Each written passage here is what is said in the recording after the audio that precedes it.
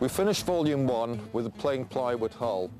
What we're going to do in this program is to show you how to take it from that plain plywood hull through fitting it out, the sailing gear, painting and finishing, setting up the sails to the state that we've got in front of me here. We're going to start with the gunnels. Start it off always on the most difficult part of the job.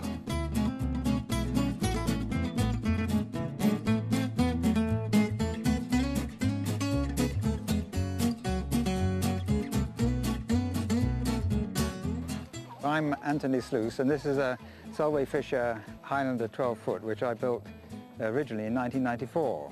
The reason why I chose this design was that we had a farm in Scotland which could only be approached by water, and we wanted a boat to row over to it. What we've got here, in true Blue Peter fashion, is the centreboard case sides, already epoxied, 5 coats on either side there. Our centreboard case set up dry. On some designs, you will need to shape the lower edge of the centreboard case to fit the hull of your boat. It is a good idea to strengthen the centreboard pivot hole, as this is an area of high stress. The seat bearers, so they will be going out either side of the centreboard case. My name is Peter Goad, and this is a Cape Henry 21, which is actually designed by Dudley Dix. It's based on a design of a 19-footer called a Cape Cutter. One of the things that impressed me more and more as I built the boat was the properties of plywood and epoxy together. I mean, they're great on their own, but the combined properties is almost like producing another material. When dry fitting, we will use the centre frame to help us to position the centreboard case precisely. I don't actually want to glue the frames in right at this moment. I'm Conrad Nazio. I used to build boats for other people. Now I'm selling plans of my own designs for people to build at home. Really, I'm interested in showing that you can produce a very acceptable boat at a low price. Most people will enjoy building a boat, and I hope that they'll enjoy even more sailing the finished product. 45-degree angle there for the half check. I'll put this in the boat, see how well it fits. There we are. Lovely angle on there, almost perfect fit in there. Cut any access holes before fitting, as it is far easier to cut them outside the boat. Glue the frames into the boat using a filleting blend with epoxy. Fit the 2 halves of the centre frame each side of the centreboard case and glue in the seat supports.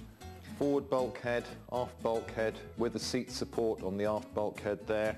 This is the first boat I've built, and to be absolutely honest, I probably chose a slightly larger design than I should have for a first boat.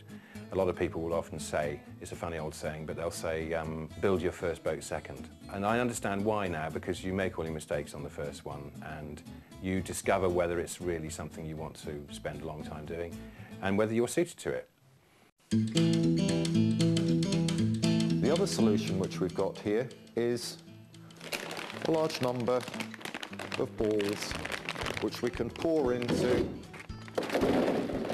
When calculating the size for a buoyancy tank, as a rule of thumb, a 10 centimetre cube is equal to 1 litre of volume, which in turn is approximately 1 kilogram of buoyancy when submerged in water.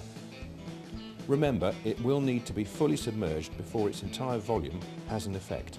My name's Joanna Moran, and I'm building a 3-metre limpet dinghy designed by Roger Dongray and kit supplied by Seashell Boats. I'm building it with my 3 children. It's a bit of a challenge building with them, but the idea is that to give them a taste of being able to build something for themselves and seeing a project through from the beginning to the end. Aidan, who's 5, has really surprised me in showing how he would just take a small task and just enjoy it and just keep going. He's got a very good methodical way of working. Here I am with some of the more popular materials that can be used in boat fitting. The main criteria that people tend to use are the cost, the appearance and the strength of the materials. Here we have a stainless steel eye bolt. This needs to be fitted to the front of the boat in order to stop the bowsprit from rising, and this is attached to the mast band via a chain or a rope. This is my boat. It's fully turned, designed by Ian Outford. I chose this design really because of the elegant lines. I wanted something that I would be proud of. She took just on 2 years to build, from getting the plans to going in the water. We've now got that clamped in the middle there. We can bring that up there. We can see that we've got a very nice curve there. We're not going to have any problems pulling that in.